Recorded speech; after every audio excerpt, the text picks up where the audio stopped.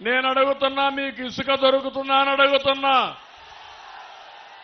ఒకప్పుడు ట్రాక్టర్ 1000 రూపాయలు, ఇప్పుడు ఎంత తమ్ముళ్ళు అని అడుగుతున్నా. 5000 ఎవడికి పోతుంది? 4000 అని అడుగుతున్నా మిమ్మల్ని. ఇప్పుడే బాలశౌరి గారు చెప్పారు, పోర్టు నేనున్నప్పుడు పీపీపీ మోడల్లో వాళ్లే డబ్బులు తెచ్చుకోవాలి, వాళ్లే కన్స్ట్రక్షన్ చేయాలని పూర్తి చేసే కార్యక్రమానికి చేశాం. మనం ఉంటే వచ్చేది. ఇప్పుడు ఈపీసీ అని అతన్ని క్యాన్సిల్ చేసి మళ్ళా లంచాల కోసం పోర్టును కూడా మార్చిన దుర్మార్గుడి జగన్మోహన్ రెడ్డి. నేను ఒకటే హామీ ఇస్తున్నా మీ అందరికీ, ఈ పోర్టుని పూర్తి చేసే బాధ్యత మాది, పరిశ్రమలు తెచ్చే బాధ్యత మాది. తమిళలో ఒక విషయం అడుగుతున్నా, జాబు రావాలంటే కూటమి రావాలి.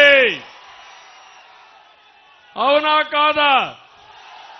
గంజాయి రావాలంటే గంజాయి కావాలన్నా జాబు కావాలన్నా మీకు? అందుకే మీ అందరికీ హామీ ఇస్తున్నాం, ఈ జిల్లాలో ఏ ప్రాంతానికి లేనటువంటి ఉద్యోగ కల్పన అవకాశం ఈ బందర్ నగరానికి ఉంది. బందరికి మళ్లీ పూర్వ వైభవం వస్తుంది. అభివృద్ధి చేసింది తెలుగుదేశం పార్టీ, మళ్లీ పూర్వ వైభవం తీసుకొచ్చే బాధ్యత మాదని మీ అందరికీ హామీ ఇస్తున్నా. ఈరోజు కేంద్రంలో బీజేపీ ఉంది, ఎన్డీఏ గవర్నమెంట్ ఉంది, మళ్లీ 400 సీట్లతో ఎన్డీఏ వస్తుంది. ఇక్కడ 25 పార్లమెంటుకు 25 గెలవాలి. ఇంకో పక్క 160 అసెంబ్లీ సీట్లు గెలవాలి. నేను ఒకే మాట అడుగుతున్నా, మీరు బాలశౌరిని గెలిపిస్తే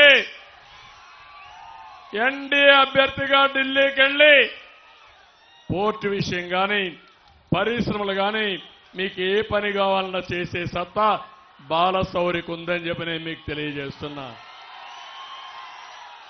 నేను అడుగుతున్నా, ఇప్పుడు వైఎస్ఆర్ కాంగ్రెస్ పార్టీకి ఓటేస్తే దేనికోసం పనిచేస్తారు తమ్ముళ్ళు అని మిమ్మల్ని అడుగుతున్నా.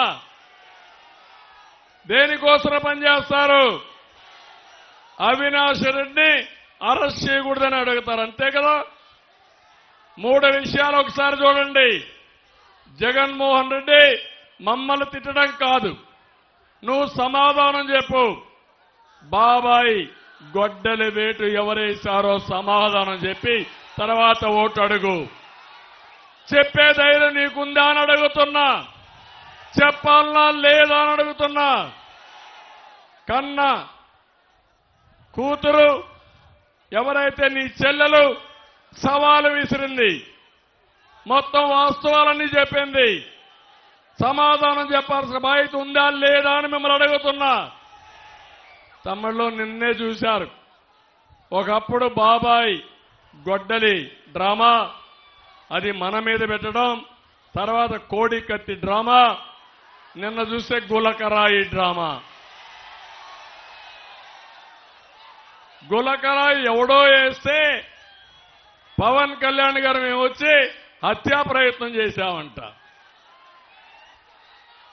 నీ డిపార్ట్మెంట్ ఇది అవునా కాదా అని అడుగుతున్నా. ఈరోజు నీ డిపార్ట్మెంట్ ఉంటే కరెంట్ ఆఫ్ అయితే మేము కారణమా? నీకు చేత కాకపోతే రాజీనామా చేయి, నువ్వు మీటింగ్ పెట్టుకో, నీకు కూడా కరెంట్ ఇస్తాం, ఎక్కడ కరెంట్ ఆఫ్ కాదు. తమిళలో ఈ రోజే ఇంకొక విషయం చెప్పాలి. ఈ ముఖ్యమంత్రి ఎంత దుర్మార్గుడంటే, ఒక దళితుడిని చంపి డోర్ డెలివరీ చేసిన దుర్మార్గుడు ఈ ముఖ్యమంత్రి. ఇంకో పక్క శిరోమండనం చేసిన వ్యక్తిని ఎమ్మెల్యేగా పెట్టుకున్నాడు. నిన్నే కన్విక్షన్ వచ్చింది. నేను అడుగుతున్నా జగన్మోహన్ రెడ్డిని, నా ఎస్సీలు అంటావు, నా బీసీలు అంటావు, నా ఎస్టీలు అంటావు, నా మైనారిటీ అంటావు. ఇప్పుడు సవాల్ విసురుతున్నా, ఒక ఎస్సీలకి 7-8 మందిని సామూహికంగా శిరోమండనం చేశారని ఈరోజు కోర్టులో కన్విక్షన్ ఇచ్చారు, జైల్లో పెట్టమన్నారు, ఫైన్ వేశారు. నేను అడుగుతున్నా ముఖ్యమంత్రిని, రాష్ట్రంలో తిరిగే మునుపు సమాధానం చెప్పమని సవాలు విసురుతున్నా. ఎంత దుర్మార్గుడంటే తమ్ముళ్ళు, ఒక అతను మీరు చూస్తే